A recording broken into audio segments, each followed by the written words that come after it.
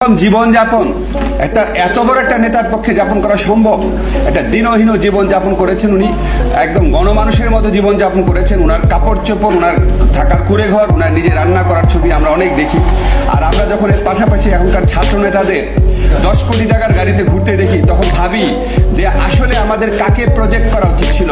বৈষম্য বিরোধী ছাত্র আন্দোলনের মাধ্যমে 8 দফা দাবি থেকে 1 দফা দাবিতে প্রধানমন্ত্রী শেখ হাসিনাকে পদত্যাগ করানো হয় এবং পরবর্তীতে দেশ ছাড়তে বাধ্য হন এই প্রধানমন্ত্রী। তবে উক্ত সময়ে সরকার পতনে এবং নতুন সরকার গঠনে মুখ্য ভূমিকা পালন করেন উপদেষ্টা আসিফ নজরুল। তবে বর্তমান সময়ে উপদেষ্টা হিসেবে মন্ত্রিসভার দায়িত্ব পেয়ে যেন রীতিমতো শেখ হাসিনার প্রশংসায় মেতেছেন এই সহকারী উপদেষ্টা আসিফ নজরুল। তবে শুধু আসিফ নজরুল নয়, পূর্ণ মর্যাদায় শেখ হাসিনাকে দেশে ফিরিয়ে আনতে দেশের বিভিন্ন জেলায় তৈরি হয়েছে বিক্ষোভ মিছিল।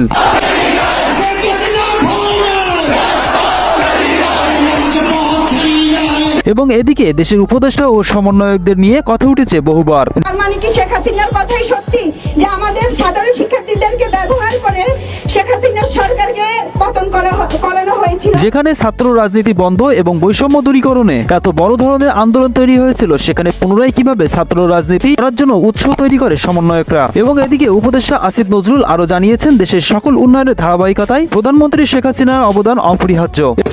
সবকিছুর জন্মদাতা হচ্ছে আওয়ামী লীগ। আমি কি বাড়িয়ে বলছি?